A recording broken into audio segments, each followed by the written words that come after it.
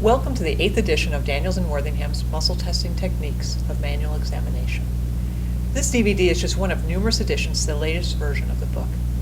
My name is Dr. Judith Burnfield, and I've had the true pleasure and honor of developing this DVD in response to an invitation by the current authors, Dr. Helen Hislop and Jackie Montgomery. This DVD is meant to serve as a tool to assist you in developing and refining your knowledge and skills related to manual muscle testing. It is not intended to replace the book, but instead to augment your learning experience. The concepts described in the book evolved in part to address medical needs facing society, as well as from the forces that drew together the original and subsequent authors of the text. To develop an appreciation for the evolution of muscle testing techniques, Dr. Helen Hislop, a visionary educator and researcher, will provide a brief historical overview related to manual muscle testing. This is followed by an interview with Dr. Jacqueline Perry, world-renowned for her research in gait and movement analysis. Dr. Perry has been a strong, lifelong proponent for the value of manual muscle testing in guiding and refining the management of patients entrusted to our care. To assist in developing your manual muscle testing skills, master clinicians from around the country will demonstrate the techniques described in Daniels and Worthingham's book. In particular, they perform manual muscle testing procedures for evaluating strength of the neck, trunk, upper extremity, and lower extremity muscles. Additionally, the upright motor control test, a technique for assessing muscle performance in persons with central nervous system disorders, is demonstrated. Clients of varying physical abilities and statures have been filmed in an effort to demonstrate the subtleties of manual muscle testing. At the end of each DVD chapter, a clinical example section has been included to provide you with an opportunity to assess your understanding of the material. I'd like to take just a moment to acknowledge the substantial contributions of the team members who contributed to the creation of this DVD. Our expert consultants included Dr. Joanne Gronley, Dr. Helen Hislop, Jackie Montgomery, as well as Dr. Jacqueline Perry. The master clinicians who served as examiners for this DVD were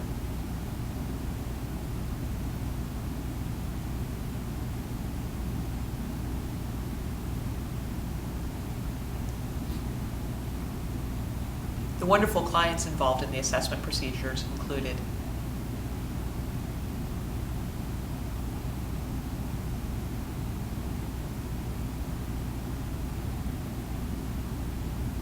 This DVD could not have happened without the extraordinary talents and patience of Vicki Philippi, the person responsible for recording and editing the contents.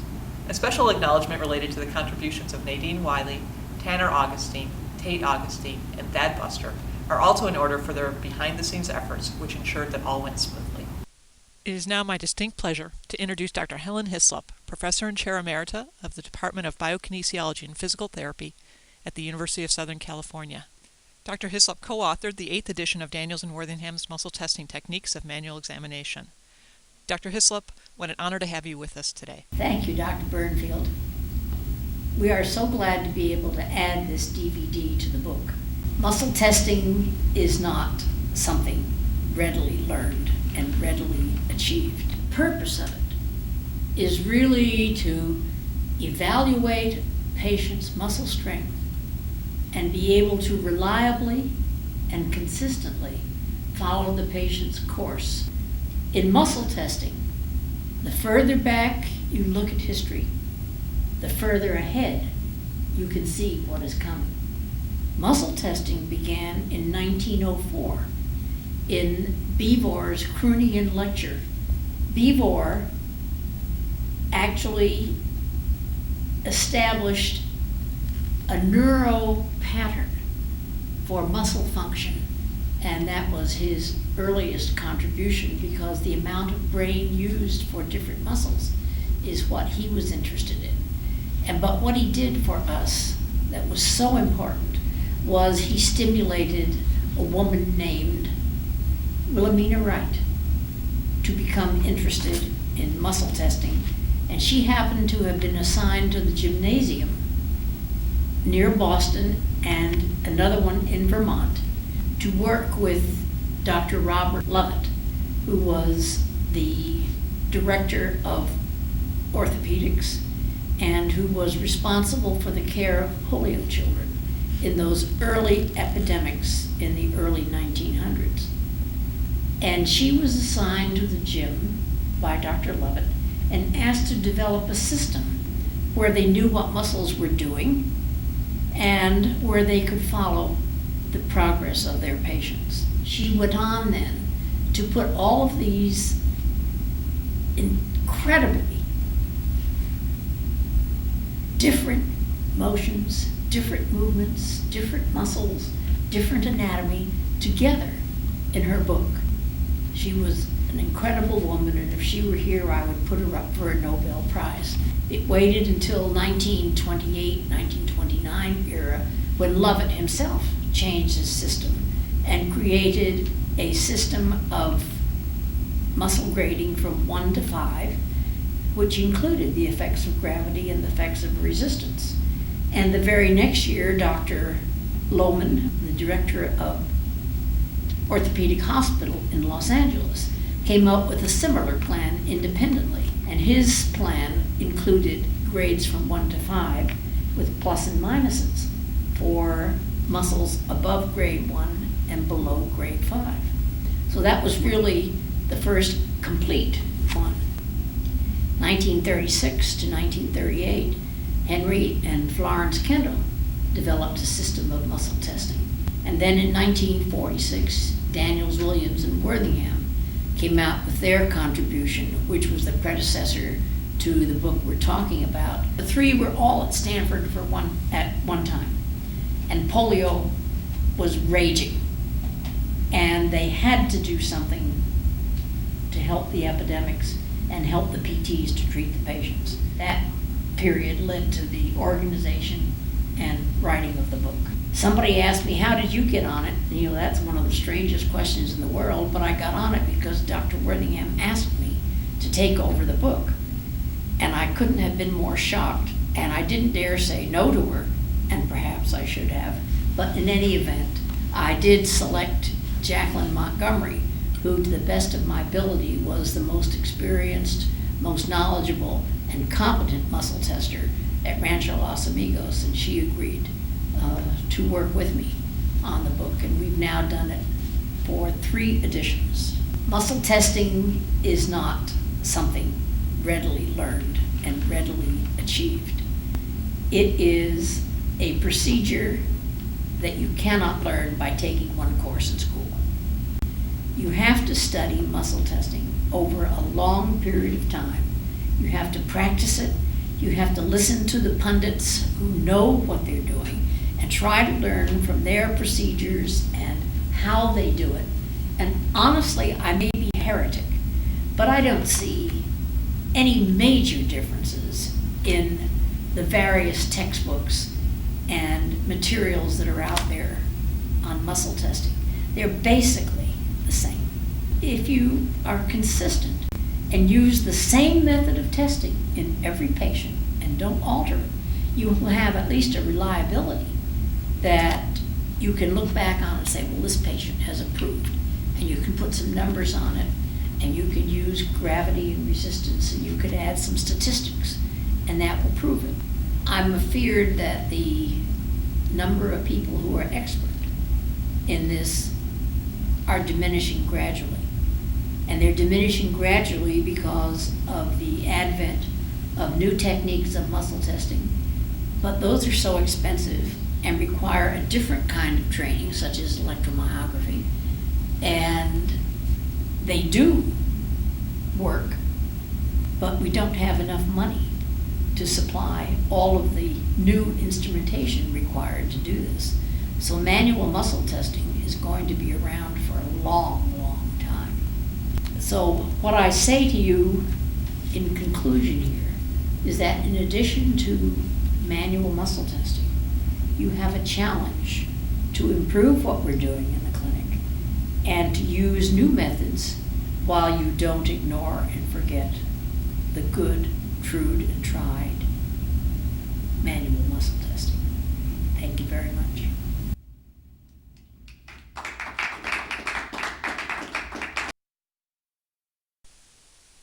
It is now my distinct honor to introduce Dr. Jacqueline Perry, Chief Emeritus of the Pathokinesiology Laboratory at Rancho Los Amigos National Rehabilitation Center and Professor Emeritus of Orthopedic Surgery and Biokinesiology and Physical Therapy at the University of Southern California. Dr. Perry, what an honor to have you here today and to be able to hear your thoughts related to manual muscle testing and the contributions to our intervention plans with patients.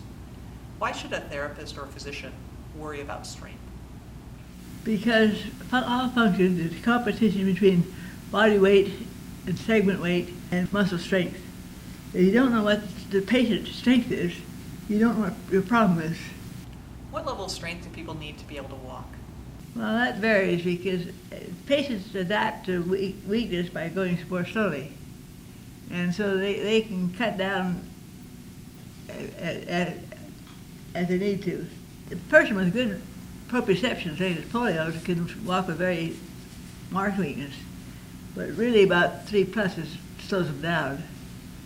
And if you get too slow, below about 60 meters a minute, your companions will not wait for you. 3+ is about the time that my post-polio are showing up at the clinic. And why is that? Well, it's only 25% of normal strength, and it has no margin for disability. We've been talking about the lower extremities. I'd like to transition to discussion of the upper extremities. What level of strength does a person need in their arms to be able to manage in their environment? For example, for reaching into a cupboard or carrying bags. Well, the primary demand is on the shoulder, and that'd be at least grade 4. And elbows, these elbow flexors and extensors, they're about grade 4. But they're not involved as often as the shoulder. How about the wrists and the hands? Well, the hands, you very seldom have a severe hand problem, and either you have hands that can grasp, or they can't. Unfortunately, it doesn't happen very often. And you've got 10 digits, so they can do a lot of substituting. Dr. Perry, with aging, it's commonly accepted that individuals lose strength. Should we adjust then our manual muscle testing grading approach with older adults so that when we test what would traditionally be considered a 4 out of 5, if a person's 90, we'll give them a 5 out of 5, knowing that they're actually a little weaker? Not unless you get the government to slow down the traffic and lengthen the time you have to get across the street. That would be quite a mission. Actually, everyone has to meet the same standards of basic function, traffic, and if you can't do it, you're going to be in trouble. So that sounds like an unequivocal, No. we shouldn't adjust our gradient That's right. scale. It's not a personality test. It's a physical mechanical test. We have to have enough to meet the mechanics that society has put out for us. What causes a loss of strength in older adults? In older adults, it's two things cause it. One is decreased function.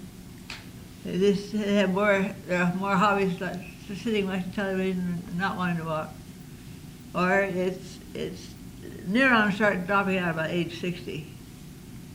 And so there is a physical decline. Most of it's disuse. What about the orthopedic patient, Dr. Perry? What contributes to weakness in the orthopedic patient? Well, that's usually disuse weakness after surgery. Because, first of all, they've cut down on their activities with their painful joints before surgery. Then they have surgery, which makes them more disabled because they're at least 24 hours they're not walking. And they do less. And so they have a disuse problem that's not recognized. And so it takes a long time to recover, and you really need a strengthening effort. Just walking doesn't solve it. Do you have any clinical examples that illustrate this point? Well, yes, I had a patient come in my lab just a couple of 3 months ago they came in and wanted to know what was wrong with her gait. She couldn't walk very well. And she walked about 20 meters a minute. But she'd had 2 total hips surgeries and 1 total knee in series and no rehab after it, because you can't see weakness because you've got enough padding around your muscles. You don't see atrophy. They look fine, but there's not enough muscle underneath. And so what would be how should we approach that differently? Well, they need to recognize that the people do less when they have painful joints before the surgery They do less after surgery, and they lose strength. And disuse, this weakness is a real thing. Actually, everyone who has that kind of problem should have rehab afterwards. It's a strengthening program, not just a walking program. What are the limitations associated with manual muscle testing? Well, manual muscle testing is a screening test, really. You can't measure more than 50% of normal strength. But that's 50% enough for routine living, so the grades of normal are fine. But the examiner has a motor is the triceps. That's not as big as the quadriceps. And so you don't have the capacity to measure more than 50% of the quads, maybe 60% of the hips, and 20% of the ankle, because the lever length that the examiner can use, the length of bows, you have either 40 to 80 centimeter long lever for the hip, for the examiner when you measure the hip. You've got a 40 centimeter lever for the knee. You've got a 10 centimeter lever for the foot. So you can't measure the ankle at all. You get 20% of normal only. Dr. Perry, what's your take-home message for people watching this? Know the problem you're treating by finding out what the strength is. Don't try to guess just from a watching function. I think the other thing is it's a code. It's not a numerical percentages. I'm sorry that they went to the 1, 2, 3, 4, 5. It's great for statistics, but it doesn't tell the clinician what the problem is. The original scale was poor, fair, good, and normal. And that tells you what's going on. And you really have to be good to normal to meet the demands of everyday society. Thank you so much, Dr. Perry. You're very welcome.